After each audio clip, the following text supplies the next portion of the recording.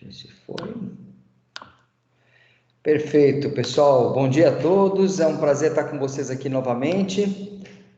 Vamos dar então início à aula de hoje. O assunto da nossa aula de hoje, da matéria de sistemas operacionais, vai ser memória virtual. Então, esse é um recurso muito legal, muito importante, que vai ser mostrado para vocês agora como uma solução para os problemas que nós vimos nas últimas aulas, né? Principalmente na última aula, onde a gente discutiu aqui sobre alocação dinâmica, né? Vocês estão lembrados, ó? Então, por exemplo, aqui, né, na aula de alocação dinâmica, olha só, deixa eu ver qual era o slide que a gente tinha aqui, que foi preparado. A gente começou aqui, né, a gente começou bem antes, a gente veio... Aqui era falando de alocação estática, não é isso? Isso aqui é a aula sobre rotinas reentrantes, que foi bem legal também. Aí a gente falou sobre alocação estática, não é isso? Então a gente deu exemplo de como é que as variáveis são alocadas, né? Conforme a gente vai construindo o programa, ou uma situação que é a alocação em tempo de projeto, né? Ou a alocação dinâmica que era feita em tempo de execução, né? Aí a gente deu aquele exemplo da fragmentação de memória, lembra? Ficava um buraco de memória aqui em cima e um buraco de memória aqui embaixo. Então, mesmo eu tendo um grande espaço de memória, eu não conseguia alocar um bloco que fosse um pouquinho maior do que o maior bloco aqui, né? Mesmo tendo bastante memória em cima, né? Então, tinha aquele problema da fragmentação, né? Aí nós comentamos, fizemos um exercício, né, onde vocês tinham que provar. Pouca gente fez esse exercício, hein, gente? Isso aqui foi uma coisa que eu percebi lá. A maioria ficou com metade da nota lá do TP, porque pouca gente fez. Eu achei estranho, né? E tinham que ter conversado comigo ali durante a aula, fazer perguntas, tudo. Meu objetivo é que vocês consigam fazer, tá? É sempre importante isso. Claro que é legal que a pessoa logo no começo da aula do exercício já começa a manifestar as dúvidas, esse tipo de coisa, né? A gente tem sofrido muito aí, os professores, né, com a questão de que às vezes algum aluno ele não participa da aula, ele sabe que vai ser dado TP, então ele deixa todo mundo trabalhar, fazer, aí no finalzinho ele começa a tentar pegar a resposta de alguém para querer apresentar no final da aula. Então, normalmente quando já fica a entrega muito para o final da aula, a gente já fica preocupado, falar, esse aí tá... cuidado que ele pode estar querendo, né, tentou fazer todo um esquema para pegar lá o conteúdo. Então, o que a gente sugere? Logo no começo, começou a dar exercício, já se envolve, já começa a fazer pergunta, mostra que você está trabalhando no assunto ali, né? E esse aqui foi um caso que pouca gente entregou. Eu fiquei até espantado lá, mas tudo bem. É que o sinal é um sinal ruim para mim, porque se você não tem experimentação, fica mais difícil lembrar depois, né? Tendo a experimentação, a experiência fica mais valorosa, né? Então é legal poder fazer. E lembrar sempre que o conteúdo ele não aborda só o assunto específico. Por exemplo, quem fez essa experimentação para provar a questão da fragmentação dos blocos, passa a ter experiência com alocação dinâmica, que muita gente nunca teve, né? O negócio de poder fazer alocação dinâmica de memória, que é um recurso muito legal, tá ok? Então, só comentando isso aí sobre essa aula. Então, a gente viu um problema aqui nesse modelo, que era a falta o problema da fragmentação e a falta de segurança, né? Eram dois problemas intrínsecos. Aí, depois, a gente apresentou um segundo modelo, né? Que era um modelo que permitia com que os programas tivessem a chance de eliminar a fragmentação, que era a alocação dinâmica com travamento de blocos, né? Então, o programa, ele quando solicitava um bloco para o sistema operacional retornava simplesmente um handle, né? Que era um identificador do bloco, porém o programa ainda não sabia o endereço inicial. Como ele não sabia o endereço inicial, ele tinha liberdade de movimentar o bloco, né? Ó, assim, tá certo? E quando o programa pedia acesso àquele bloco X, que é o número do bloco que o sistema operacional passou antecipadamente, aí sim ocorria o travamento. O sistema operacional tinha que passar o endereço inicial para o programa e ele não podia mais movimentar o bloco, porque ele sabia que o programa estaria mexendo naquela área de memória, né?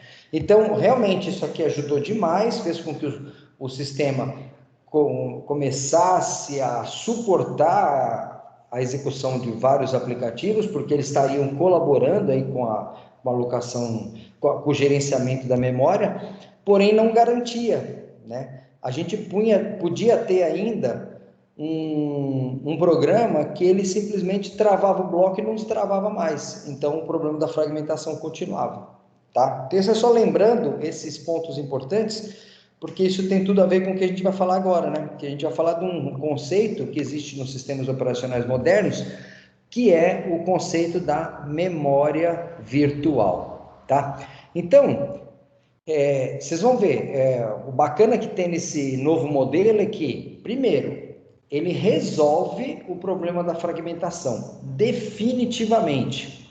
É fantástico isso, né? É curioso saber como que ele vai conseguir fazer isso, aí eu vou mostrar para vocês, tá? Segundo, ele resolve também o problema da segurança, aquele problema de um programa acessar um bloco de memória que não é dele. Esse modelo também resolve.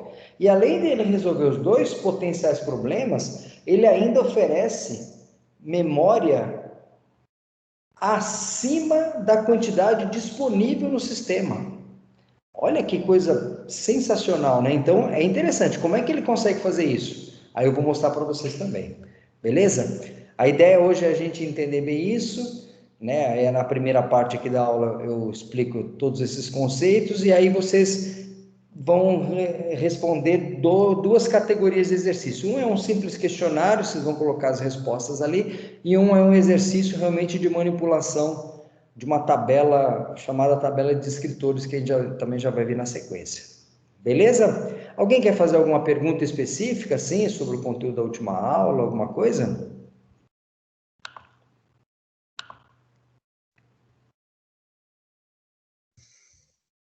Tranquilo, professor. Beleza. Então tá bom. Então vamos mandar bala, que aí a gente, tendo dúvidas, vocês vão falando comigo, tá bom? Vamos lá. Então, para a gente poder falar de memória virtual, inicialmente a gente precisa discutir pelo menos um conceito muito básico, e vamos discutir ele de maneira bastante simplista também, que é o conceito de endereço de memória no modo real e no modo protegido. Então, primeiro vamos só esclarecer um pouquinho o que seria esse modo real e esse modo protegido. Os processadores da família x86 que a gente tem hoje, quando a gente fala x86, os processadores da Intel aí, né, que rodam nos PCs, tá, que são uma evolução do processador 8088, né, até o 8086, né, originalmente. Então, depois virou 80286, foi os primeiros. O 8088 era usado nos computadores PC XT, né, ou PC original também. Depois teve o 80186, mas ele praticamente nunca foi adotado na família de PCs. Aí veio o processador 80286. O 286, ele foi usado nos computadores que a gente passava a chamar de PC-AT, que era o Advanced Technology. Sensacional, né?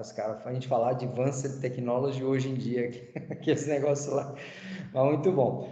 Aí o PCAT, né, veio com esse 286 e depois a gente teve os processadores 80386, né, que já eram utilizados, esses PCs ATs, eles foram cada vez sendo mais sofisticados até chegar no que a gente tem hoje. Aí depois veio o 486, né, que foi também um processador de extremo sucesso, e aí veio o 586, que já começou a dar origem à família Pentium, né, esse 5 já veio de Pentium, né. Aí depois foi evoluindo, né, o Pentium teve um monte de nomes. Hoje, se você vai no site da Intel, você vê tudo o que aconteceu lá, é sensacional, né. E aí depois evoluiu para i3, i5, i7, eu acho que eu já deve ter o i9, né? A gente já viu máquinas com i9 aí, tudo. Eu, sinceramente, eu nem estou acompanhando muito o nível que já está isso aí, mas é impressionante. E então, como você viu, como tinha os nomes 286, 386, 486, então virou a família X86, né? E os primeiros processadores, os 8088, né? Eles tinham um conceito muito legal, porque eles tinham o compromisso de ter compatibilidade com o software de uma arquitetura de muito sucesso, que foi usada durante muitos anos, que era a arquitetura baseada no 8080, né? E que era concorrente do tal Z80 na época, tudo, né? E que esses 8080 eram processadores de 64 bits, perdão, de 8 bits, né? Porém, de acesso a endereços de 64K no máximo, tá? Então, a memória máxima que a gente tinha condição de acessar era 64K, porque eu tinha 16 bits só de endereçamento, tá? O que aconteceu? Quando lançaram o 8088, o 8088 permitia acessar 16 vezes mais isso, né? A gente conseguia ter ali 16 blocos de... Eu estou falando 64K, é isso, 16 blocos de 64K, que eu podia ter os 640, mais a memória expandida, memória estendida, não, nem memória estendida ainda. Nossa, e permitia que a gente chegasse até 1 mega. Só que esse endereçamento até 1 mega, para manter compatibilidade com o sistema do 8080, os endereços deles eram divididos em uma composição desse tipo aqui, ó, segmento e deslocamento. Então esse deslocamento aqui, ó, era o endereço, tá vendo? Aqui a gente consegue formar 64K, né, ó, porque são 2 bytes praticamente de endereço. Então é como se fosse uma word, 4 nibbles, né, que vocês estão vendo aqui. Um nibble é metade de um byte, não é isso? Então, olha só, eu tinha aqui um endereço de deslocamento, que ia até 64K, e eu tinha aqui mais um endereço de segmento. Então, a gente conseguia determinar segmentos de memória. E esses endereços, que a gente chamava de endereço virtual, e se chama até hoje, né? O que acontece? Um endereço lógico também. Para você descobrir qual era o endereço físico que ia ser acessado, o processador fazia uma conta com eles. Olha que legal. Ele pegava aqui o valor do segmento, multiplicava por 16. Tá vendo? Ó, tá vendo que eu estou multiplicando por 16? Eu estou jogando ele uma casa para a esquerda. Tá vendo aqui, ó? Se fosse um número em decimal, quando eu multiplico por 10, eu não jogo uma casa para a esquerda? A mesma coisa aqui, ó. Como esse número está em hexadecimal, multipliquei por 16 e veio uma casa para a esquerda. E eu somava com o deslocamento. Ó, tá vendo? Aqui em cima é o segmento mais deslocamento. Aí dava esse aqui endereço, esse era o endereço físico de acesso à memória mesmo. Tá certo? Então esse endereço virtual mapeava diretamente o endereço físico. E o que acontece? Conforme os processadores foram evoluindo, né? E foram acrescentados muitos recursos e principalmente capacidade de endereçamento maior, porque por mais que eu tivesse um endereço aqui de 16 bits, um valor de 16 bits para ser colocado no segmento, olha o que acontece. No fundo, isso aqui não ia implicar em mais de 16 bits de endereçamento, porque ele fazia essa soma. Então eu chegava sempre no resultado de no máximo, ó, 1, 2, 3, 4, 5 nibbles, né? Que se você pegar isso aqui e colocar tudo em FF, você vai chegar em 1 mega. Quer ver, ó? Vamos só mostrar isso aqui, ó. Ver se eu consigo aqui, ó. Vamos pegar aquela calculadora, vamos colocar aqui no modo programador, rapidinho, ó. Vamos programar em F, ó. 1, 2, 3, 4, 5. Tá vendo? Olha aqui exatamente o endereço que deu em decimal. Tá vendo, ó? 1 mega, né? Se você pegar esse cara aqui, ó, 1048, né? Ó lá, dividir por 1024, você vai ter 1000K. Então aqui é 1 mega de endereçamento. tá? Então, esse cara aqui só permitia acessar 1 mega, mas que já era muito melhor que os 8080, que só permitia acessar 64K, né?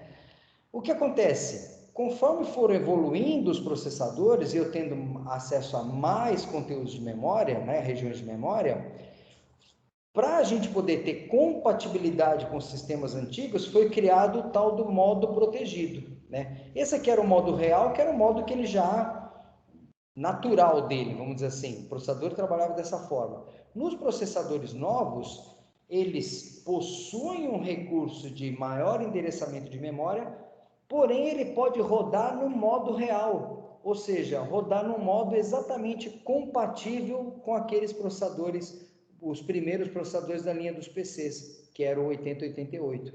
Esse modo, quando um processador novo roda nesse modo antigo, a gente chama de modo real. E todos os processadores da Intel hoje, quando você liga o PC, ele entra no modo real, tá? Para ele mudar para o modo protegido, então o sistema operacional ele vai ter que fazer essa ação, tá? Ele vai ter que chegar lá, acertar alguns bits, né, em registradores específicos, uma preparação muito legal, né? Quem um dia tiver interesse em ver isso, você vai ver que é sensacional, um negócio de doido, mas é muito legal. E aí o que acontece? Aí sim você entra no modo protegido e o processador começa a trabalhar de modo diferente. De tudo que ele faz diferente, que são inúmeras coisas, que é toda essa maravilha que permite a gente ter o que a gente tem hoje, né? Um conceito bacana que acontece é a mudança do endereço, né? Do papel do endereço. Então, olha que interessante. Um endereço aqui antigo, que era composto por esses duas words aqui, que a primeira era chamada de segmento e a segunda de deslocamento, no modo protegido, esse mesmo endereço, perceba que eu até tive o cuidado aqui de deixar o mesmo valor, tá vendo? 1532500, 1532500. Esse mesmo endereço, ele já muda a classificação das partes dele aqui, ó. Essa parte continua sendo chamada de deslocamento. Porém, a primeira parte, ela não tem mais o nome de segmento, tá vendo?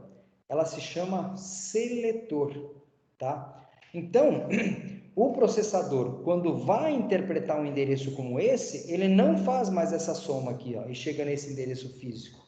Olha só como é que ele faz. No modo protegido, o valor do seletor, ele vai buscar, vai procurar esse prefixo aqui dentro de uma tabela. Essa tabela é uma tabela que vai estar na memória, ela é preenchida pelo sistema operacional e ela é usada pelo processador, tá? Então, o processador, na hora que ele vai montar esse endereço físico aqui, ele consulta esse seletor aqui na tabela, encontra o seletor aqui, pega o endereço base que está classificado aqui, que está programado, né, que está configurado na tabela, e traz esse endereço base para cá, para somar com o deslocamento e então ter acesso ao endereço físico. Olha que legal, gente. Tá vendo? Aqui eu poderia até deixar para ficar mais legal, ó. Poderia fazer assim, né, ó. Poderia dizer que o endereço físico é esse, então, né? Vamos fazer um negócio aqui para ficar mais bonitinho. Essa anotação. Aí aqui a gente retrata, né, ó.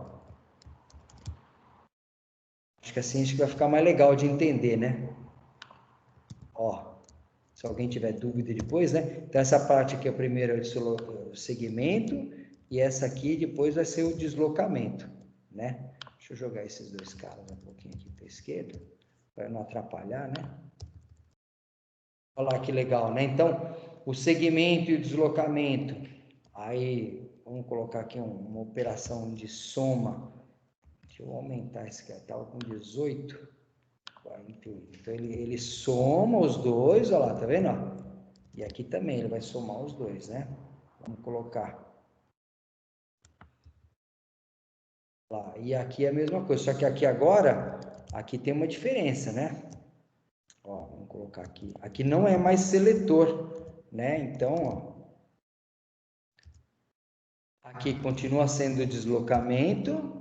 Deixa eu puxar para cá para não ficar muito grudado. deixar tudo alinhadinho, olha que legal. E agora aqui, o que que é? Aqui é o endereço base, ó, que ele pega na tabela baseado no seletor que está composto aqui, ó, que está definido aqui no endereço virtual. Então, o seletor seleciona uma linha da tabela, o processador pega o endereço base, soma com o deslocamento e chega no endereço físico. O que vocês acharam? Complicado isso aqui, gente?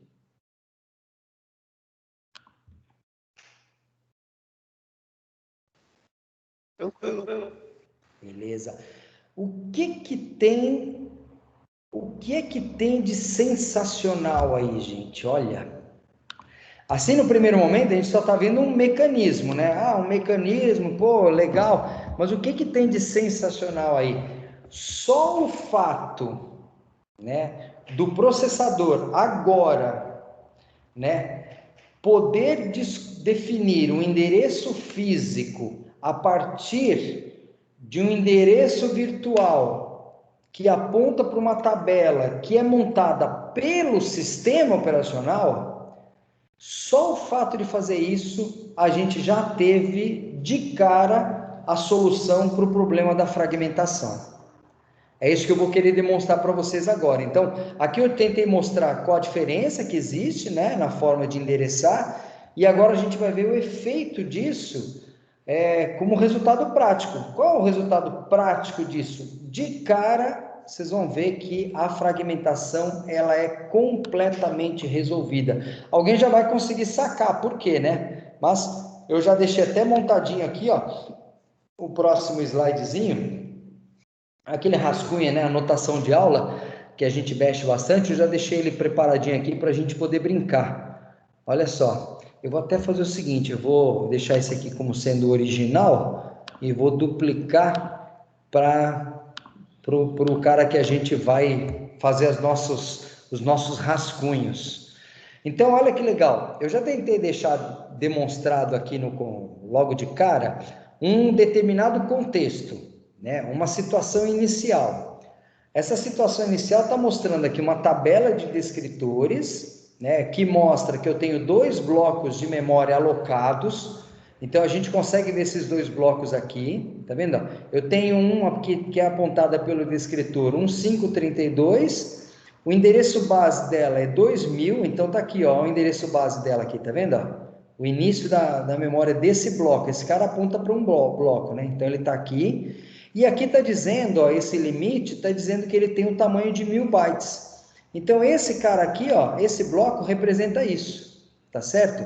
Olha lá, ele tem o tamanho de 1000, então ele começa aqui no endereço 2000 e vai até o endereço 3000, né? Seria o 2FFF ou 2999. Isso aqui é só para exemplificar, não importa muito a base que ele está. Tá? E depois eu tenho um outro bloco que começa que ele está identificado pelo descritor 1533, o endereço base dele é 4000 e ele tem o tamanho de 500. Então esse carinha que está aqui, tá vendo? De 4000 até 5000 teria 1000, tá vendo que ele está ocupando metade do espaço, daqui até aqui?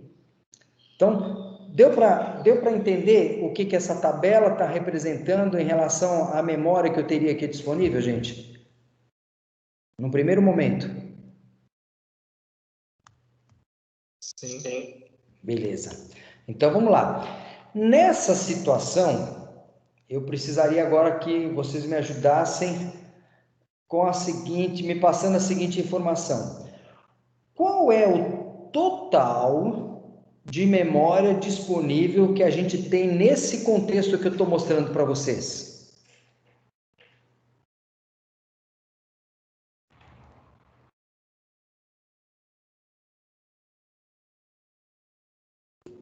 Cinco mil? Ó, talvez eu não me expressei direito. 5.000, quase 5.000. Eu tenho 4.000. Se a gente imaginar que essa memória começa no endereço 1000 e ela termina no 5.000, então eu tenho 4.000 de memória total, não é isso? Tá? Aí a pergunta é: quanto que eu tenho de memória disponível ainda. Por que eu falo disponível? Porque eu tenho alguns blocos aqui, ó, que já estão ocupando memória, tá vendo? Ó, esse aqui é ocupado e esse aqui é ocupado. Qual é a soma dos blocos disponíveis? 2.500. 2.500, é exatamente, né, gente? É isso aí. Percebi que mais gente falou aí também, muito bom. Eu agradeço, tá, gente? Para mim isso é importante, porque esse negócio dessas aulas remotas é fogo. A gente não consegue ver a expressão de vocês, o que está rolando, né? Então eu agradeço essa interação aí. Mas a resposta é exatamente essa, 2.500, né? Se a gente olhar, ó, eu tenho um bloco de 1.000 aqui disponível, que vai do 1.000 até 2.000, esse está disponível. Eu tenho um outro bloco de 1.000 disponível aqui, que vai do 3.000 ao 4.000, né? E tenho mais um bloquinho de 500 aqui, que vai do 4.500 até os 5.000. Eu sei que é 4.500 porque esse aqui tinha 4.000 e o tamanho dele é 500, né? Então, o próximo endereço aqui disponível é 4.500. Então, eu realmente tenho 1.500 disponível, é isso? Percebam que se um programa, né? Então eu tenho aqui um roteiro da demonstração, tá vendo? Para poder passar para vocês, para eu não esquecer. Então, percebam que se um programa tentar alocar mais 1.500 de memória, né? Isso seria um problema em função daquele conceito da fragmentação de memória, não é verdade? Porque eu não tenho um bloco de 1.500 aqui disponível continuamente, concorda comigo?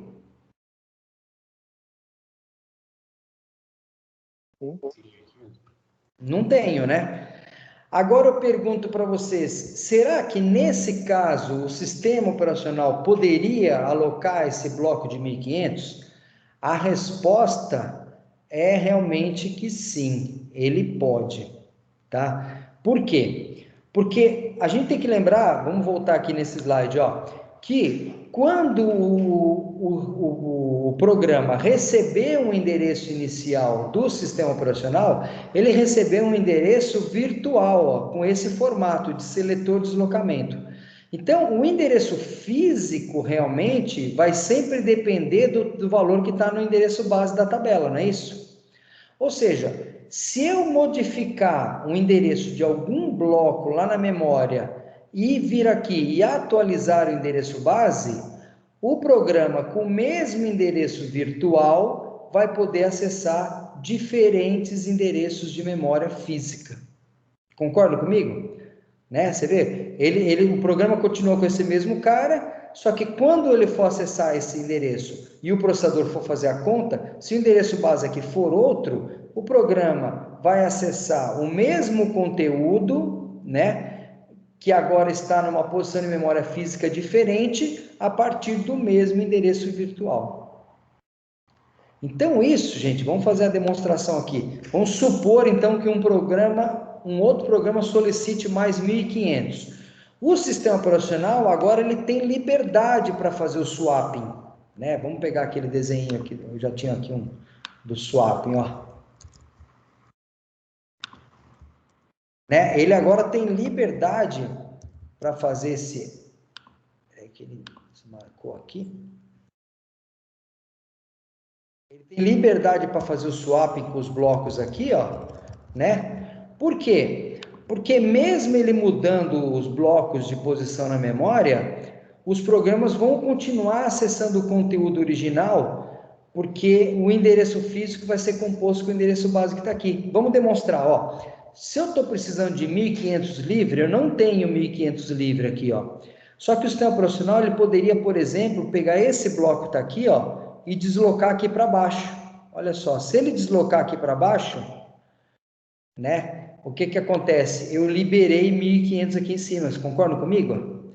Então, na hora que ele desloca, então ele acabou de fazer o swapping aqui embaixo, né? Ó, ele fez o swapping.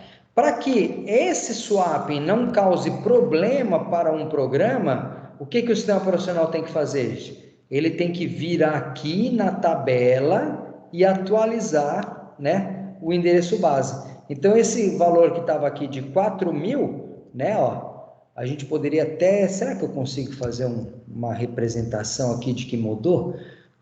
Deixa eu ver... Vamos ver, ele vai mudar, ó, esse 4.000 vai mudar para 4.500, não é isso? Eu acho que ele tem aquele taxado aqui, não tem? Deixa eu ver, se eu conseguir fazer o taxado, aí fica mais legal, fica mais didático. Caractere, efeito de fonte, taxado. Simples, esse aqui, ó. Esse aqui ficou meio zoado, né? Simples, duplo, esse aqui ficou legal, negrito, olha lá. Olha que legal, né? Então, o valor 4.000 que estava aqui foi modificado para 4.500, tá vendo? Só para a gente poder ter a retratação. E aí, ó, o que significa? Eu liberei 1.500 bytes aqui e caso o programa que ele vai acessar esse endereço de memória usando o descrituroso 1533, ao invés de ele acessar o conteúdo que estava aqui no endereço 4.000, ele vai acessar agora no 4.500, sem ele saber. Percebeu? Isso vai ser feito automaticamente pelo processador. Uma vez feito o swapping, atualizado o endereço base na tabela, o sistema operacional então pode criar um novo descritor aqui para esse bloco que ele vai alocar. Nesse caso aqui, como ele precisa de 1.500, a gente vai encontrar 1.500 livres a partir aqui do 3.000, não é isso? Então, olha só, ele vai vir aqui, né? Vai ocupar essa área de memória aqui com um bloco de 3.000, não é isso? E vai colocar aqui endereço inicial 3.000, ó. E o limite dele vai ser o tamanho dele, que é de 1.500, né? Aqui eu vou colocar esse carinha aqui, que a gente já vai explicar já o que ele serve, esse direito de acesso. Então, vocês viram que bacana? Só o fato de eu trabalhar com esse endereçamento no modo protegido, automaticamente fez com que a gente não tivesse mais problema nenhum com a questão da fragmentação de memória, tá? Porque o sistema operacional agora pode modificar. Por que ele pode? Porque ele não precisa alterar o endereço original que está com o programa. O programa não precisa mais esquecer endereço, que nem acontecia no alocamento dinâmico com travamento de blocos, né? Isso passa a ser transparente para o programa, porque é um tratado que está sendo resolvido ali, um gerenciamento que está sendo feito entre sistema operacional e processador, né? O sistema operacional atualiza a tabela e o processador está sempre consultando essa tabela. Então é um negócio muito legal, né? Beleza, gente? Diga.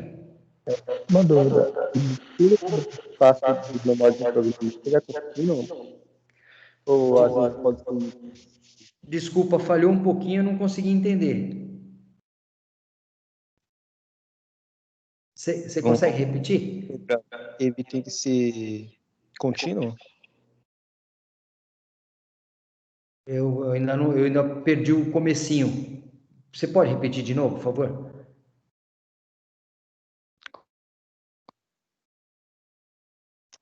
Então, a pergunta é se todo espaço de memória de um programa, o espaço de memória dele tem que ser contínuo.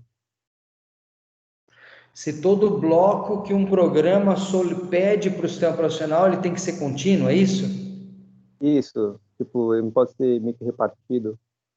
Sim, tem que ser contínuo, por quê? Porque o sistema operacional só retorna o endereço inicial. Entendeu? Então, se o programa pede 1.000 bytes, o sistema operacional, se ele tiver esses 1.000 bytes, ele devolve para ele, ó, tá aqui o seu endereço inicial. Pode usar 1.000 bytes a partir desse endereço, entendeu? Imagina que eu só tivesse fragmentos, vamos supor que eu tenha 2.000 bytes de memória disponível, mas em fragmentos de 2 bytes só. Quantos endereços eu deveria passar para o programa, percebeu? Seria uma coisa impossível de tratar, né? De imaginar que eu possa passar fragmentos de blocos para o programa, entendeu? Então, a forma mais adequada é assim: eu peço memória, eu recebo o endereço inicial, se tiver aquela memória, eu recebo o endereço inicial. Perceba, passa a ser uma responsabilidade do sistema operacional conseguir gerenciar a memória para deixar essa memória contínua ali, disponível para o programa, nesse bloco.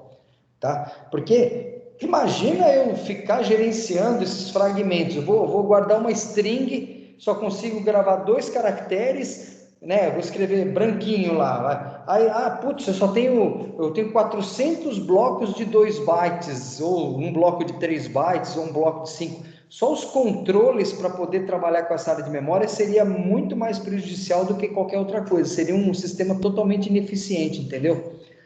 Então, por isso que a gente tem que trabalhar sempre com blocos contínuos, fica muito mais simples.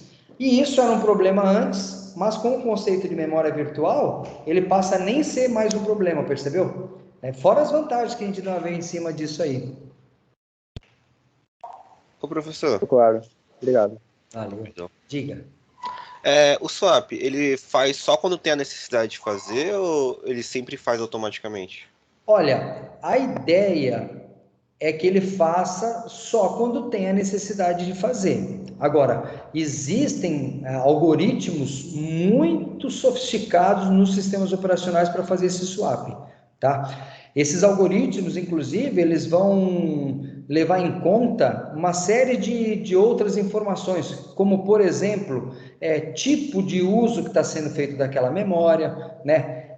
Vocês vão ver daqui a pouco, porque esse swapping vai ficar mais complexo já, porque a gente vai ver que o swapping ele pode acontecer não só em memória, mas também em disco.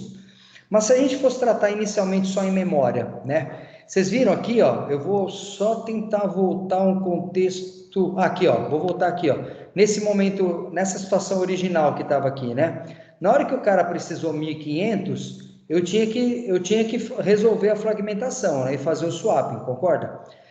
Eu podia decidir se eu moveria esse bloco ou eu moveria esse. De certa forma, o sistema operacional teria essas duas opções, concorda? Agora, por que a gente moveu esse? Porque ele é menor, ou seja, eu levo menos tempo para mover menos conteúdo. Lembre-se que mover um bloco de memória significa ler conteúdo da posição de memória X aqui, né? Escreve esse conteúdo na posição de memória X aqui embaixo, entendeu? Eu tenho que fazer isso byte a byte aqui, ó, copiar todo o conteúdo daqui para cá, né? Então, se eu puder movimentar só 500 bytes, é melhor do que eu movimentar 1000. Então, esse algoritmo, eles vão ter esse tipo de inteligência. Ele vai olhar, deve ser muito complexo até a elaboração do algoritmo desse, ele vai avaliar todas as possibilidades e ele vai ver qual é aquela que ele vai ter menos consumo de recurso, principalmente de processador ali. E aí ele opta por essa opção, desde que o negócio é muito legal, ó, desde que, por exemplo, esse bloco aqui, ó, também seja um bloco que, não, acho que só na área de disco, que eu ia falar é caso não seja um bloco que não está sendo acessado constantemente, porque senão, no caso de disco, eu teria que fazer o swap novamente. Isso aí depois eu falo. Acho que, inicialmente, só no swapping de memória, ele já vai partir para fazer a movimentação dos blocos menores. Aí a gente poderia pensar assim, mas será que ele pode ficar fazendo esse swapping em momentos que não está sendo necessário? Cara, eu não tenho detalhes sobre esse algoritmo. Eu poderia chutar, assim, ó, que ele talvez pudesse antecipar situações desse tipo em momentos em que a CPU está completamente idle, né? Está completamente ali ociosa, concorda? Que é tipo assim, você não está fazendo nada, né? Você sabe que você está vendo que a memória está ficando fragmentada, mas você não está fazendo nada, você já vai arrumando a casa ali para quando alguém precisar, a coisa já está disponível. Mas ele poderia fazer isso somente numa detecção de situação de completa ociosidade ali, entendeu? O que você acha? Tem sentido, não tem? Tem, deu para entender. Beleza. O mais legal vai ser agora com o do disco, porque, que nem eu falei para vocês, esse modelo, ele resolve o problema da fragmentação, foi o que a gente mostrou aqui, né? Nesse momento aqui, a gente resolveu a fragmentação. Ele vai resolver o problema agora do acesso à memória de segurança, lembra? Que é alguém tentar acessar um bloco além do endereço limite dele, né? E daqui a pouco a gente vai ver que ele vai dar mais memória do que tem fisicamente disponível, tá? Então aí vocês vão ver que esse modelo ele é muito legal realmente, tá bom? Posso mostrar o próximo exemplo aqui, ó, seguindo esse roteiro? Alguém quer fazer uma perguntinha dessa primeira parte? Não, tranquilo. Então vamos lá. Ó, mas qualquer hora vai surgir dúvida e por favor, gente, façam, porque essas perguntas enriquecem demais o conteúdo, é muito legal. Então vamos lá. Agora um exemplo que eu estou aqui seguindo o roteiro, vamos marcar aqui que já foi feito esse aqui, né? Ó. Então a gente já fez aqui, conseguiu alocar. Agora, olha só. Imagina que um programa tenta acessar esse endereço aqui, ó, 1533 deslocamento 600. Olha só, o processador, na hora de montar esse endereço físico, ele vai fazer aquele negócio, ele vai aqui no descritor 1533, pega o endereço base e soma com o deslocamento, não é isso? Agora o endereço base seria 4.500. Porém, ele antes de fazer essa soma, ele faz uma verificação. Ele verifica se o deslocamento que você está tentando acessar nesse endereço, se ele é maior que o limite. Olha só. Percebeu? O cara tinha um bloco só de 500 bytes. E ele está tentando acessar um deslocamento além desse limite. Ó. Perceberam? Olha que interessante. Nessa hora, gente, isso aqui eu acho que é um negócio que, vai ser muito legal para vocês. Nessa hora, o processador gera uma exceção chamada de GPF. Cara, eu não sei se algum de vocês... Não, eu não sei não. Eu tenho quase certeza que muitos de vocês já viram isso. Muitos de vocês podem ter ignorado, achado que é um problema, né? Muitos de vocês podem ter tomado muita atenção. Isso aqui é histórico, tá? Porque esse GPF significa General Protection Failure, acho que é failure, se não me engano, né? E que a gente em português, né, chama do famoso falha de proteção geral, cara. Putz, eu não sei da experiência de vocês, mas eu queria perguntar alguém já viu isso acontecendo num sistema operacional?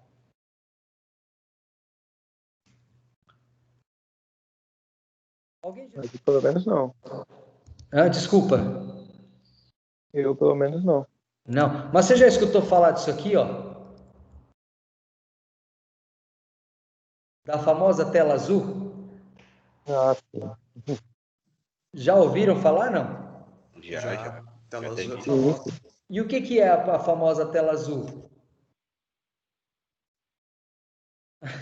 É engraçado esse termo, né? Olha lá, tela azul. Vamos testar. Eu nunca fiz isso aqui, ó. Fiquei curioso agora. Tela azul no Windows. Olha aí, ó. Olha as carinhas que aparecem aqui, né? Ó. O que é normalmente, né? Deixa eu pôr aqui imagens para ver se a gente vê, ó. Ó, sempre que mostra a tela azul, significa um erro, né? Quer ver, ó? Antigamente, é que agora tá tudo coisa muito atual, né? Mas antigamente mostrava que a tela azul, que é o do erro, normalmente era relacionada com o GPF, que é a falha de proteção geral. Quer ver? Deixa eu pegar aqui antigos. Windows.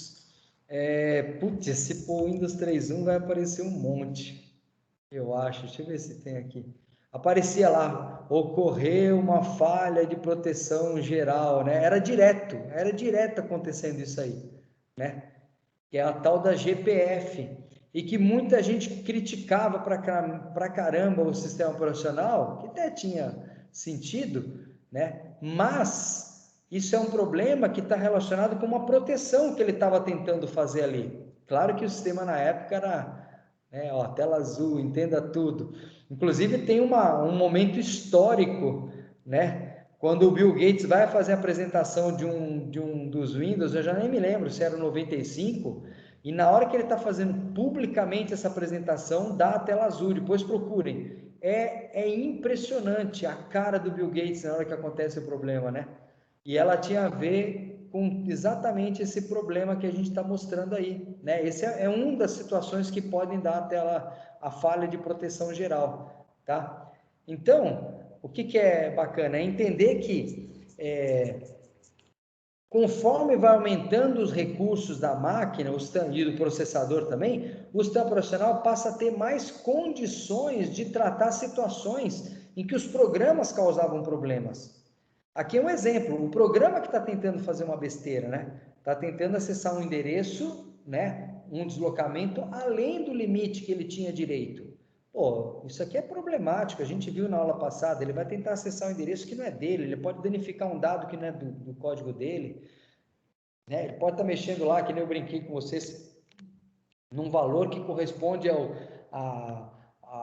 a informação do teu salário no programa de folha de pagamento. Imagina ele alterar para baixo isso aí, alterar para cima era legal, né? Mas é legal para uns, ruim para outros, né? Mas a gente não pode contemplar isso hoje em dia, né? Pô, a computação hoje está tão presente na vida de todo mundo que a gente não pode mais admitir erros assim. E aqui a gente corria risco. Então, aqui, ó, na hora que o programa tentava acessar fora do bloco, o sistema operacional dava essa exceção. E o que é uma exceção? É muito interessante a gente entender, porque vocês hoje conseguem entender isso. Uma exceção, gente, ela é idêntica, o tratamento dela é idêntico ao tratamento de uma interrupção de hardware. Então, uma exceção, ela provoca um tratamento do processador igual ao que acontecesse com uma interrupção de hardware.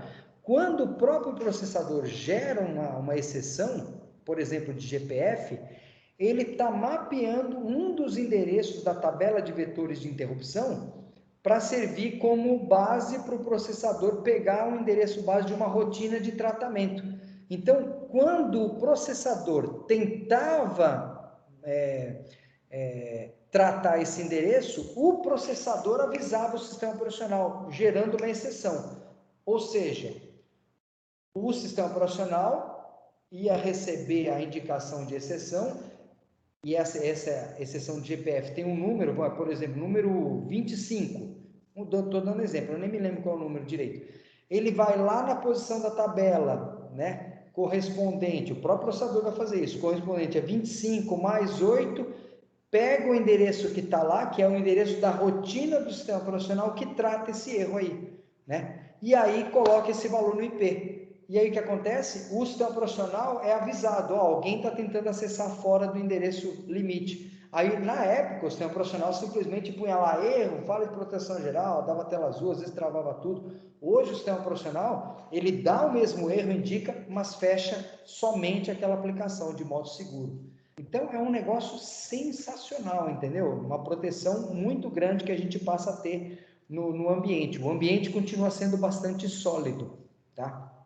E eu achei legal de mostrar para vocês como que isso acontece, né? Acontece a partir do uso dessa tabela de descritores, tá? Lembrando sempre que o endereço virtual, ele vai ter que ser interpretado pelo processador, né? E na hora que ele faz essa interpretação, ele também verifica se está tendo alguma coisa fora do normal, né? Por exemplo, aqui acessando o endereço 600 não pode, já que o limite é 500.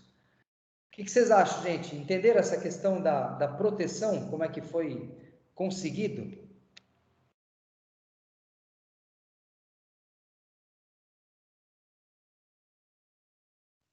Sim. Muito legal, né? Deixa eu ver se eu consigo fazer uma flechinha aqui. Uma flechinha desse cara aqui. Ah, vou puxar. Não, tem que ser aqui, ó. Vou daqui para cá para ficar na anotação de vocês o que aconteceu. Deixa eu criar um ponto aqui, ó, nessa nossa retinha. Vamos fazer aqui só para ficar legal, beleza, ó. Então aqui dizendo que esse cara que aconteceu, deixa eu puxar ele para cá assim para chamar mais atenção, né? Ai, caramba. Aí, ó, então esse cara aqui vai gerar essa falha de proteção geral, beleza? Então, vamos anotar aqui nela OK, que a gente viu agora como é que funciona. Deixa eu só pôr esse cara mais para cá. Aí, ó. Só para a gente lembrar depois que, pá, esse cara gerou a falha de proteção geral. Eu vou até jogar ele mais para baixo aqui, porque... Não, acho que vou deixar aqui não. Vamos ver se vai ser necessário. Então, ó, assim a gente já está mostrando. Dois problemas que tinha na alocação dinâmica foram resolvidos com essa tabela. A fragmentação da memória, né, porque agora o sistema profissional tem liberdade de fazer o swapping, e também o problema de segurança. Agora, gente, olha que legal que eu vou fazer. Nós vamos simular que um programa está querendo mais 1.500 de memória. Ai, caramba! Olha só. Vamos dar uma analisada aqui. Olhando na memória, nesse momento, quanto tem de memória disponível? 1000? 1000, não é isso? Do endereço 1000 até 2000. Ou seja, eu não tenho mais lugar nenhum para fazer swapping aqui para poder resolver essa situação, concorda? Eu não tenho mesmo memória disponível para esse cara, concorda? Ele está querendo 1.500. Eu só tenho 1000. Mas, gente, olha que legal que o sistema operacional é capaz de fazer agora com esse mecanismo aqui, ó. Na hora que o cara pede 1.500, ele olha aqui na memória e falou, ferrou, né? Não tenho 1.500. Só que ele pensa, putz, mas eu poderia, né? Eu poderia estar realizando um deslocamento de algum desses blocos aqui para o disco. Ai, caramba! Olha só, aqui a gente vai ser difícil até de tomar essa decisão. Eu poderia, por exemplo, né, pegar esse bloco aqui de 500 e poderia passar para o disco. Lembrando que acesso a disco normalmente é bem mais demorado do que acesso à memória, concorda? Então, uma das opções mais viáveis seria puxar esse bloco daqui para cá. Eu posso decidir só transferir esses 1000, eu poderia transferir esse bloco para o disco ou transferir esse. Se eu tivesse que tomar a decisão entre transferir um e outro, qual que eu tomaria? Eu transferiria esse aqui de 500, porque é uma quantidade muito menor, não é isso? Ou seja, o acesso a disco é muito lento, porque dependendo da máquina é um acesso até mecânico, né? Tá? Claro que hoje, mesmo com os discos de SSD, a coisa é muito mais rápida, mas ainda comparado com acesso à memória, é muito lento. Então, o que eu poderia fazer aqui? Ó? O sistema profissional poderia decidir, olha a bagunça que nós vamos fazer, ele poderia pegar esse bloco aqui, ó, e jogar para o disco, gente. Olha que loucura. Qual era o descritor desse bloco aqui? Ó? É o que estava no 4500, é um 533, não é isso? Então, vamos escrever aqui dentro dele, ó, para a gente não esquecer que esse aqui é um bloco do 1533. Na hora que o sistema operacional faz isso, ele vem aqui, ó, nessa flagzinha da área de direitos de acesso e coloca a letra N, dizendo que esse bloco, gente, ó, não está mais presente na memória. Olha só, esse P aqui significava que ele estava presente. Na hora que eu fiz isso, vocês concordam que eu liberei 1.500 aqui? Então, agora eu posso fazer o swapping, né, em memória para poder liberar espaço para aqueles 1.500. Então, vamos fazer isso, ó. A gente pode decidir por onde quiser fazer. A gente pode pegar esse bloco aqui, ó, né, que é o que está em 3.000, então é um 534. Eu posso até marcar aqui dentro dele, para a gente não se confundir, né? Esse aqui que está em 2000 é um 532, né? Estou marcando o descritor nele só para a gente mapear direitinho. Então, ó, vou pegar esse 1534 e vou mover aqui para baixo. Olha lá, então ele começa agora no endereço 3.500, né? Vamos ver se é que eu consigo. Ó, vou deixar uma mapeadinha aqui para a gente lembrar. Não sei qual é o atalho que deixa taxado, mas... Olha lá. Ai, caramba. Deixa eu experimentar esse taxado aqui com X. Será que fica feio? Ah, fica um monte de X, fica ruim. É melhor esse aqui mesmo, né? Olha lá. Olha lá, mudou de 3.000 para 3.500, não é verdade? E esse aqui, ó, Agora eu posso decidir se eu jogo ele para cima ou para baixo. Vamos jogar ele aqui para baixo, ó.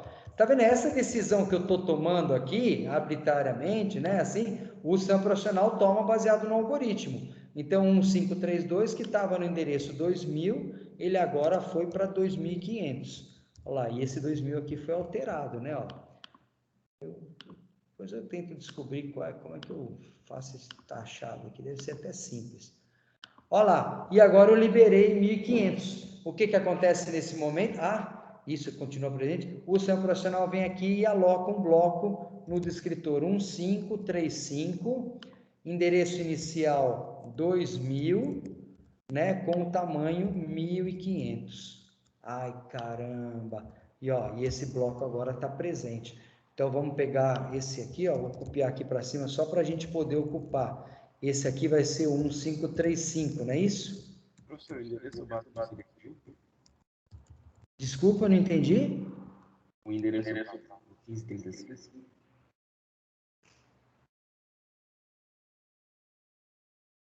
Então, o áudio está ruim ou alguma coisa. Você consegue? O endereço base não seria 1000? Desculpa, perfeito, você falou perfeito. Eu errei aqui, ó. Obrigado, hein? Obrigado pela ajuda. É exatamente 1000. Desculpa, tá? Eu não estava entendendo mesmo. Não sei se estava falhando aqui. Às vezes, quando liga o microfone logo de cara, o som não sai bem. Então, tu liga, dá uma pausazinha e tu fala. Desculpa, não sei se é isso também, é que eu não estava conseguindo entender. Mas obrigado pelo alerta aí, exatamente, ó. É isso mesmo que você estava falando, tá? Olha o que aconteceu, gente. Eu tinha somente 1000 de memória, né? Um programa pediu 1500 e a gente conseguiu oferecer, né, memória para esse cara. Desculpa aqui, que agora eu vou fazer um negócio aqui que eu já vou até antecipar, ó. Acessa endereço, ó, vou fazer 1533 2.300, que é o último passo que nós vamos fazer aqui. Então, tudo bem? Esse terceiro passo aqui, ó, que a gente foi alocar mais 1500 e ele conseguiu alocar mesmo sem ter memória, ou seja, ele jogou um bloco lá para o disco, tá vendo? Deu para entender como é que foi feito esse swap? Aqui foram feitos 2 tipos de swap, né? Ó, nessa hora. Foi feito o swap de memória, né? Então, vamos jogar esse cara aqui lá para cima. Foi feito o swap na memória. Oi? O swapping, ele tem tipo... Porque assim, na primeira vez que fez, que precisava de 1500, e aí ele tirou do 4000 para o 4500. Ele só trocou um. É esse tipo o algoritmo dele, vamos dizer assim? Sim, pode ser de várias formas. Ele pode trocar um, pode trocar 2. Você vê que você vai... Ou ele podia ter tirado os 2, ou tipo tudo para cima, sei lá. Ou não, ele é tipo aleatório. Ou ele vai pelo caminho mais fácil. Exato, o que você falou é certo. Não é aleatório. Ele vai pelo melhor caminho, o caminho que vai te trazer mais performance, tá? Então, nós vamos combinar aqui assim. Quando a primeira decisão que ele vai ter que tomar primeiro verificar se ele realizando somente swap em memória se resolve o problema, né? Ou seja, se a soma dos espaços disponíveis permite ele alocar aquele bloco que está sendo pedido, tá? Essa é a primeira regra. Se não consegue, se conseguir, beleza, ele vai lá e já faz o swap em memória mesmo, né? Caso ele não consiga, ele vai ter que fazer o swap em disco, concorda? Então, o swap em disco, ele é mais custoso, ele consome mais recurso, principalmente performance, porque a troca de dados com o disco é muito mais lenta. E aí, você vai ter vários blocos na memória que você vai ter que decidir qual bloco vai para o disco. Qual é o bloco que você vai tentar para o disco? Aqueles blocos que ocuparem o menor espaço possível para poder satisfazer a quantidade de memória que alguém está pedindo. Concorda? Se eu posso transferir só 500, eu não vou transferir um bloco de 1000, tá certo? Então, fica bem claro aí que ele vai ter que otimizar pela questão da performance. Depois que ele fez a transferência do menor bloco possível, e claro, o algoritmo é mais sofisticado que isso, porque agora entra aquele negócio que eu estava quase tentando falar antes. Ele também tem classificação desses blocos em termos de blocos que estão sendo muito acessados. Ele não vai jogar para o disco um bloco que está tendo um acesso constante. Porque às vezes um programa solicita um bloco e ele fica sem acessar aquela área de memória durante um tempão. Imagina você estava fazendo um texto, aí ele alocou memória para esse texto, você estava lá digitando, daqui a pouco você mudou de aplicação, você está lendo seus e-mails e você deixa teu programa parado durante um tempão. O sistema operacional está avaliando isso, pô, ninguém está mexendo nesse bloco aqui, ó, vou jogar ele para o disco porque tem menos risco do cara tentar acessar na sequência, que é o que eu vou mostrar para vocês. Quando acessa na sequência um bloco que está no disco, gera uma loucura, um movimento absurdo aí, que isso inclusive vai chamar a atenção de vocês para um negócio muito legal que vocês sentem na prática, já. Então, realmente, essa questão do swapping, ela é toda feita de maneira que você ofereça o recurso, mas com o menor custo possível, beleza? Beleza, professor, obrigada.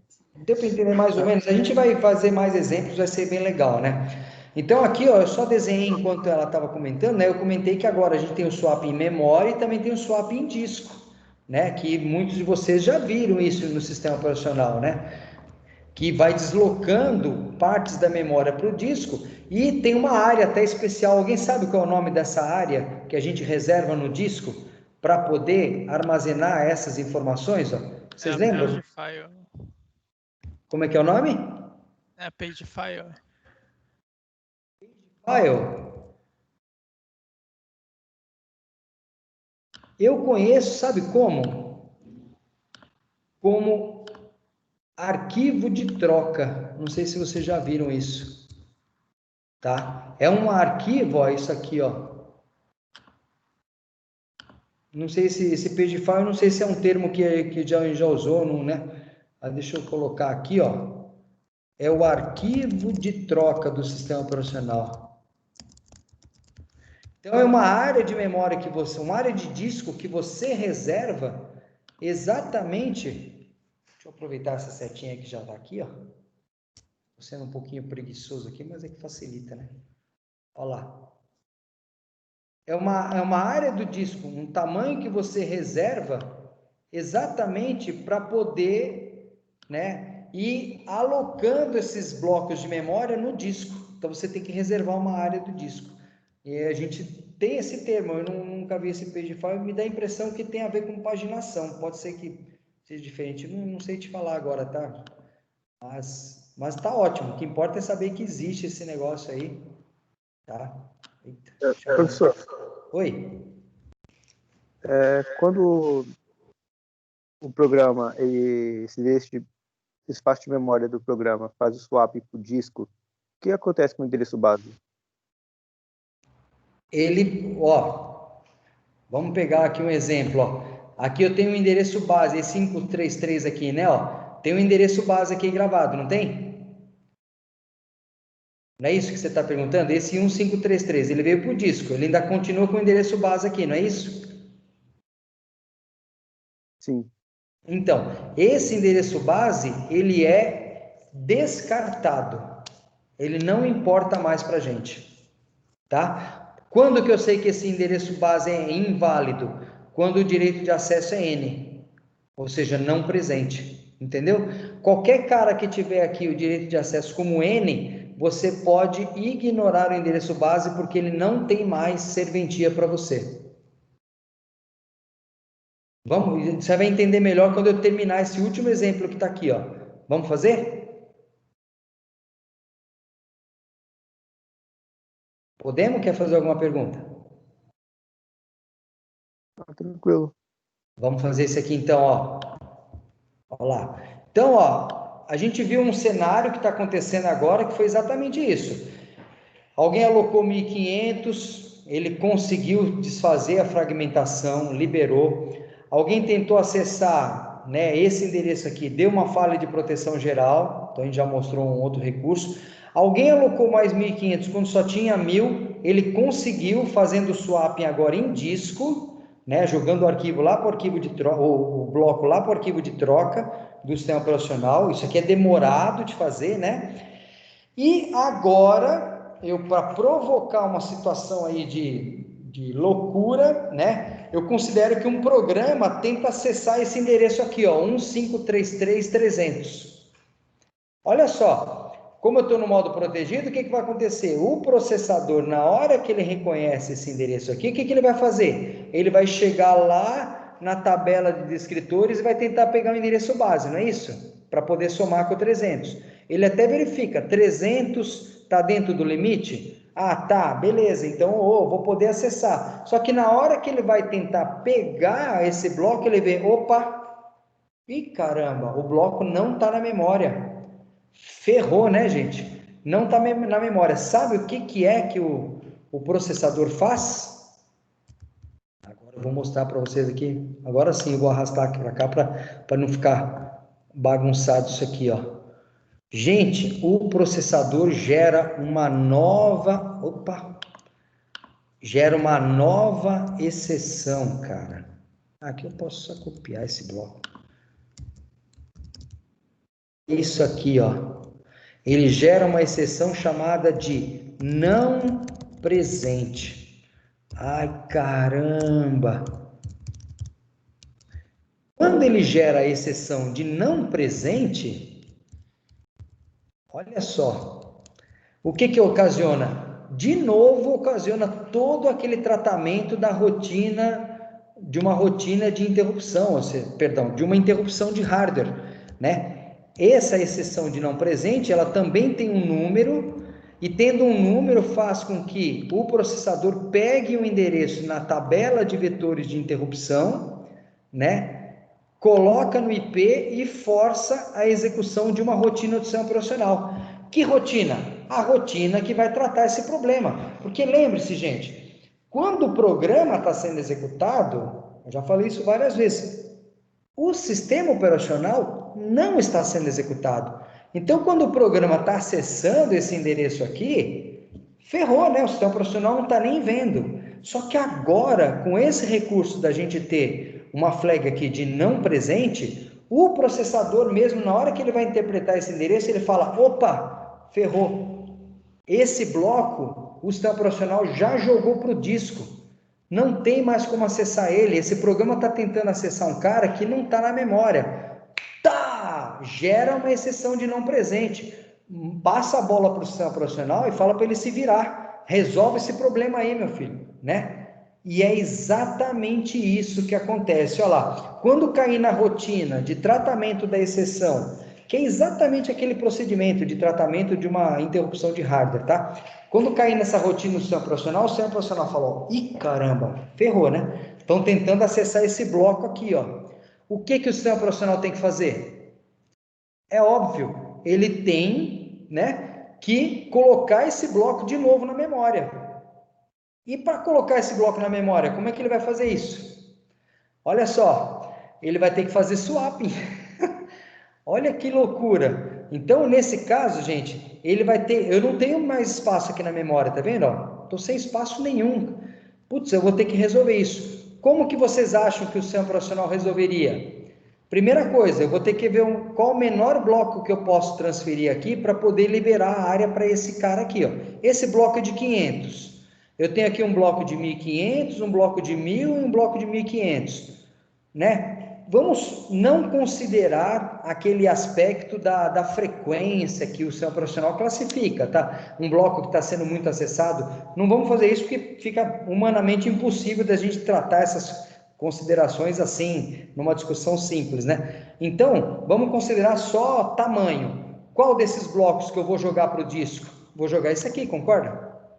Então, ó, o sistema operacional começa a fazer o tratamento dentro da rotina de tratamento da exceção de não presente. Ele vem, traz esse bloco para cá, para o arquivo de troca. Olha lá, 1532, né? 1532 vem aqui e marca como não presente. Ai, caramba! Olha lá. E agora ele liberou, né? Liberou memória. Então ele vem e traz de volta esse bloco para a memória. Ele põe onde ele quiser aqui, ó. Eu posso alinhar ele aqui por baixo ou alinhar por cima, né? Eu vou alinhar por baixo aqui só para ficar no endereço 3000 bonitinho. Aí o que que ele faz? 1533, ele vem aqui. Será que a gente consegue colocar aqui, ó? 3000. Olha, conseguiu. Da hora. Teve espaço. Gente, dá licença. Cara, ainda bem que a gente está remoto. Desculpa, gente. Obrigado, hein? Ó, e aí ele altera de novo. Opa, duplo não, é o negrito. Ele altera de novo o endereço base aqui, ó, daquele cara, né? E depois que ele faz isso, ele transforma o bloco em presente novamente e executa um resume, né? Resume. Ele dá um resume para quê? Para que a instrução possa ser tratada novamente, interpretada novamente pelo processador. Ele termina a exceção dando um resume, né? Para que ele possa executar. O processador tenta fazer o que aquela instrução estava mandando novamente. E aí nessa hora ele consegue resolver, né? Porque ele pega o endereço base 1533, agora o bloco já está presente, o limite está dentro do limite, ele pega os 3000, soma no 300 e chega no endereço 3300, olha lá, exatamente no bloco que ele queria. Ai, caramba, olha que coisa linda, né? Agora imagina só o seguinte, gente, olha que legal, eu queria que vocês, agora é uma abstração que vocês têm que fazer. Eu estou com vários programas carregados na memória, vários sendo executados em multitarefa, não é verdade? E todo mundo executando, fazendo coisas. Na hora que aconteceu isso, vocês concordam que daqui a pouquinho o programa que estava acessando esse bloco 1532 vai querer acessar pode, né? Querer acessar esse bloco novamente? E se ele tentar acessar esse bloco, o que vai acontecer? Ele vai dar uma falha uma exceção de não presente. Ele vai ter que liberar a memória aqui de novo, trazendo para cá e daqui jogando para lá. Vocês perceberam que isso vai virar uma loucura? Vai ficar toda hora. Agora eu pergunto para vocês e eu quero que vocês reflitam. Não é exatamente isso que acontece quando eu estou trabalhando com uma máquina que tem pouca memória? Você não vê uma atividade de disco frenética ali, gigante, o tempo inteiro? Ou seja, é exatamente o sistema operacional lidando com a sua limitação de memória, né, que você tem ali. Hoje em dia as máquinas já têm muita memória, né? Você não se preocupa tanto. Mas antigamente, quando você tinha menos, isso era direto. Então você via máquinas extremamente lentas, porque elas ficavam fazendo isso demais. E até hoje em dia, né, a gente sabe que uma das formas de recuperar máquinas antigas, fazer com que ela tenha uma boa performance, as duas principais são aumentar a memória, que é uma coisa que se você fosse pensar, você fala, pô, mas que sentido tem eu aumentar a memória para ganhar performance? Está aqui explicado. Eu aumento a performance aumentando a memória porque eu começo a ter menos swapping em disco, que é lento, né? E uma outra forma que muita gente usa hoje em dia também é fazer o quê? É colocar o disco de SSD, né? Por quê? Porque ele também tem um acesso muito mais rápido que o disco mecânico. Então, nessas situações de troca, né, de swap de disco, a coisa também fica muito mais rápida, tá? Então, é legal entender realmente por que todas essas coisas acontecem. E tudo acontece em função desse conceito de memória virtual que eu acho sensacional, né? O que vocês acharam? Pergunta aí, vamos lá, para a gente poder tentar esclarecer melhor esse assunto.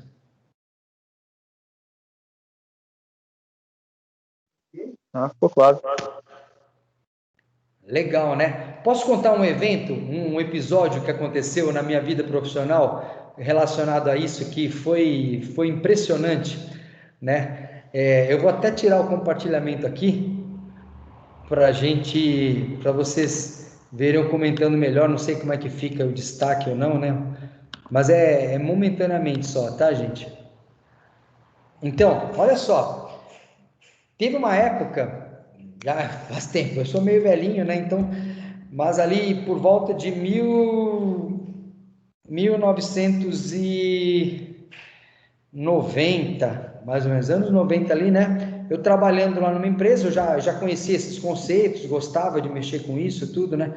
E aí chegou um colega de trabalho que trabalhava com AutoCAD, né? Era AutoCAD ainda tela verde, era um negócio muito louco, né, na época ainda. Ele trabalhava com AutoCAD e ele chegou para mim e falou assim, pô, não foi em 90 não, acho que já era em 93, 94, anos 90 ainda, né? Aí ele chegou para mim e falou assim, cara, resolvi o problema de performance da minha máquina. Arranjei um otimizador de memória. Falei, é mesmo, cara? Como é que é isso aí, né? Pô, não vou precisar comprar mais memória para o meu computador. Como é que é isso aí? Vem cá. Aí ele foi lá e me chamou, né? Era um programa chamado Rambuster. E eu, cara, que legal, né? Aí ele começou a mostrar. Aí ele chegou e falou, olha só a minha memória. Aí ele chegou lá e mostrou que a memória dele estava toda ocupada, né? O programa mostrava, né? Ó, tua memória está praticamente toda ocupada. Aí ele foi lá, agora eu vou ativar o Rambuster. Pum. Aí, quando ele ativou, eu percebi que começou, né, a fazer, acessar o disco, né? Isso aqui é a sonoplastia para vocês entenderem que é o disco, hein, ó. Aí, deu um tempo assim, ele falou, olha agora a minha memória. Pum, aí ele mostrou 90% da memória livre. Aí eu falei assim, caramba, meu. Eu pensei, né, eu já conheci esse conceito aí, eu falei, que besteira. O nome dele era Valdomiro. Eu falei, a gente chamava ele de Miro, né? Eu falei, Miro, vamos fazer um teste. Roda aí o AutoCAD normal, né? A gente até fechou tudo, abriu tudo de novo, né? Aí ele abriu o AutoCAD. Aí eu falei assim, abre um desenho aí. Aí ele abriu um desenho. Na hora que puxou o desenho, ele começou lendo, né, o desenho do disco. Aí, pum, apareceu o desenho na tela. Aí eu falei, legal. Agora, abre outro desenho, pedi para ele ao mesmo tempo, né? Aí ele foi lá, leu um outro desenho, aí pum, apareceu o desenho na tela. Aí eu falei, beleza. Abre um outro desenho, aí ele, pum, apareceu outro desenho na tela. Então ele estava com 3 desenhos ali, né? Sendo trabalhados pelo AutoCAD. Aí eu falei, vai no primeiro desenho. Aí ele foi lá no rodapé, né? Do Windows, aparecia um rodapé de cada desenho, aí ele clicou no primeiro desenho, o desenho, tum, apareceu. Aí ele vai no segundo, ele clicou no segundo desenho, ele, tum, apareceu. Na hora, né? Aí eu falei, beleza. Agora, Miro, roda aí o Super Tabajara Rambuster aí para eu ver. Aí na hora que ele rodou o programa, começou, acesso a disco. Eu falei, tá vendo, né? Era o que eu estava imaginando. Aí, calma, mas eu vou ter a comprovação na sequência. Aí mostrou a memória, putz, memória limpinha, né? Toda desocupada. Aí eu falei para ele, agora clica de novo no primeiro desenho. Adivinha o que aconteceu, gente? Na hora que ele clicou no primeiro desenho, ao invés de aparecer imediatamente, começou a acontecer o quê? Acesso a disco. Deu para entender? E aí, pum, o desenho apareceu. Aí quando ele clicou no segundo desenho, de novo, e apareceu. Ou seja, cara, não servia para nada aquilo. Vocês perceberam? O que o Tabajara Rambuster fez? Ele foi lá em cada bloco de memória, começou a jogar para o disco e marcar como não presente. Aí ele liberou toda a memória. Agora eu pergunto, que vantagem tem nisso, meu? Né? Se na hora que eu ia precisar de acessar o conteúdo, ele tinha que trazer tudo do disco para a memória novamente, né? Eu só perdia mais tempo. Então, enquanto os desenhos estavam na memória, conforme eu ia clicando no desenho, pum, pum, pum, aparecia rapidinho, porque já estava disponível, né? Na hora que ele começou a rodar esse otimizador de memória, começou a jogar para o disco, ficou tudo lento de novo, porque ele toda hora que clicava tinha que trazer do disco para a memória. Deu para entender então o conceito? É legal às vezes a gente entender o princípio que está por trás dessas coisas, porque a gente repara que tem certas coisas às vezes que o pessoal começa a falar, que vira moda por pessoas que não têm responsabilidade de saber esse tipo de coisa, né? Às vezes não é tão significativo, né? Então só estou comentando para vocês verem um episódio que aconteceu assim, curioso, né? Que deu para entender em função dessa arquitetura que a gente está mostrando aí, né? Deu para entender o exemplo que eu mostrei do AutoCAD lá e do otimizador de memória? Deu sim, senhor. Foi exatamente o que você mostrou, né? É muito interessante, né? Então, voltando aqui a colocar minha tela, né, rapidinho. Então, esse negócio aqui, ele realmente é muito legal por causa disso, que a gente passa a entender todo esse tipo de coisa, como trabalha. Então, se você aumenta a memória aqui, você consegue ter mais blocos alocados na memória. Quanto mais ocupada a memória tiver ali com coisas que você está trabalhando, melhor, porque é um conteúdo que já está disponível na hora, né? Se você começa a ter falta de memória ao ponto dos arquivos começarem a ser jogados para o arquivo de troca, aí você começa a ter perda de performance. Hoje em dia, a gente entrou em situações que a memória é tão grande do computador, né, que você já até diminui bastante o swap em disco. Isso aí é bem legal, né? Inclusive, foi uma preocupação quando começaram a surgir os primeiros HDs SSD, porque eles tinham uma limitação de ciclos de escrita. Então, se você tivesse pouca memória, era ruim você trabalhar com isso, porque você podia danificar o HD SSD em pouco tempo, né? Mas hoje, praticamente ninguém mais se preocupa com isso, a coisa já está bem evoluída. Eu nem sei em que pé direito que está, só sei que está ficando cada vez mais legal de trabalhar. Eu, por exemplo, tenho uma felicidade danada de trabalhar com esse meu PC aqui, que, cara, às vezes eu estou trabalhando com 5 VMs simultaneamente, acessando a internet, fazendo videoconferência e não estou nem sentindo nada, cara. É uma máquina, essas máquinas atuais estão muito poderosas realmente, né? Então é impressionante saber que eu vim lá eu sou da época do Z80, né, que programava em Assembly com 8 bits, né, e adorava isso. Ainda faço muita coisa relacionada com microcontroladores, tudo, mas eu realmente fico impressionado com os recursos que a gente tem hoje em dia. É um negócio sensacional. Eu só agradeço a Deus de poder estar nessa área, porque é uma área, cara, dá muita alegria pra gente, né? Todo dia, de aprender essas coisas, entender esses mecanismos, perceber onde vai, né, a capacidade do ser humano de pensar, de várias pessoas diferentes se reunir para criar soluções desse tipo. É um negócio muito legal mesmo, né? Ai, caramba, falo demais, né? Olha, já deu 9h30 aí. Eu peço desculpa, mas agora eu vou recompensar vocês, pedindo que vocês façam uma atividade, né? Para que vocês possam realmente se distrair um pouco mais, que não só dá sono, né? Ficar escutando tudo isso o tempo inteiro, gente, é fogo, né? Uma situação complicada. Então, isso aqui eu já coloco, já vou publicar para vocês essas anotações lá no Teams, né? E eu queria só rapidinho dar uma olhada aqui no que tem disponível como exercício. Então, tem algumas perguntas simples aqui, ó. Quais melhoramentos oferecidos, E aí, ó, tem esse exercício é muito legal, ó. Você vai ter que considerar uma área de memória entre os endereços 1000 e 4999, ou seja, exatamente igual a essa área de memória que eu estava mostrando ali para vocês, né? Do endereço 1000 até o 5000, tá? Considera que ela é a tua área de memória de trabalho. E aí você tem esses blocos alocados, ó, que estão aqui descritos nessa tabela de escritores. Aí você vai ter que dizer como que ficaria essa tabela após um programa realizar acesso nesse endereço aqui, ó, tá? Então eu não vou falar nada por enquanto, vou deixar vocês pensarem. Vocês vão ver que tem um efeito em cascata que vai acontecer, né? Tipo o que aconteceu com a gente. E aí vocês vão transformar essa tabela e vocês vão me devolver essa tabela transformada como exercício, beleza? Então vocês têm que mandar as respostas desses exercícios aqui num PDF para mim como atividade de hoje. Então eu vou publicar a atividade aqui para vocês, ó, no Teams, aqui em geral. Então, o propósito desse exercício, gente, sempre, né, como sempre, é vocês só experimentarem um pouquinho o que foi falado, né, para ver se ativar um pouco aí, né, a memória em cima do que foi discutido, para ver se começa a fazer sentido, né? Então, exercício aula 12, né? É aula 12? Aula... Aqui deu pau no meu... Vou fechar esse cara aqui, às vezes ele... aula 12 ali, memória virtual, tá? Aula 12, memória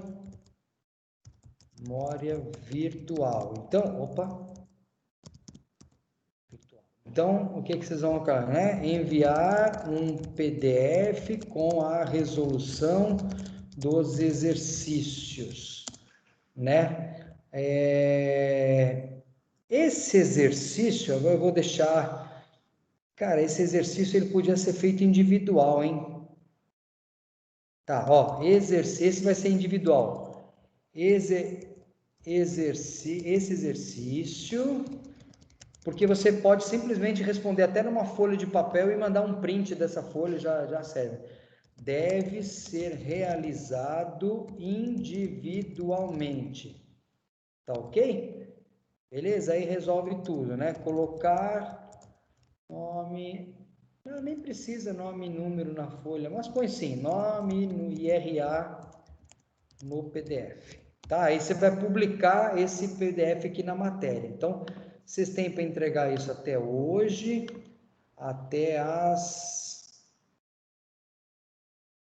11h30, né? Opa! 11h30 que é a aula aqui. E não pode entregar depois, que aí mostra que você estava participando mesmo da aula, né? Tá ok? Ó, então já atribuí a atividade de hoje que vocês têm que fazer. E aí vocês têm que mandar o PDF respondendo. Que nem vocês têm feito aqui, ó. Aqui 11 pessoas entregaram, aqui 15, aqui 15. Acho que o nosso 15 é o nosso total, pelo jeito, né? Aqui E aí, foi legal essa palestra, né? Do Serverless. Meu, eu fiquei contente, mas vou ser sincero com vocês, o que eu mais fiquei contente foi ver o Juliano ali fazendo essa palestra para vocês. Esse Juliano é um cara que ele tem um cargo elevadíssimo na IBM, ganha uma fortuna, eu não vou contar para vocês porque é meio antiético, mas é uma fortuna por mês, viaja para os Estados Unidos direto, vários países da América Latina, e ele foi aluno da Unisanta aí, gente, como vocês são, uma pessoa de extremo empenho, né? Gosta do assunto, trabalha bastante, ele contou a carreira profissional lá dele para vocês, né? Então eu fiquei muito contente de ver ele, porque foi um aluno nosso aí, né? E a gente tem bastante contato aí. Eu gosto de ver as coisas que ele fica fazendo. Eu também vou contando as novidades que a gente faz aqui na empresa, é bem legal. Então, espero que tenha sido, pelo menos, inspirador, né, para vocês. Isso aí acho que é um fator muito importante hoje em dia, para todos nós. Beleza, gente? Tudo tranquilo? Alguma dúvida? Preparados aí para fazer? Vou tirar a gravação, então, para que o pessoal tenha acesso a isso aí depois, né? Então, interrompo.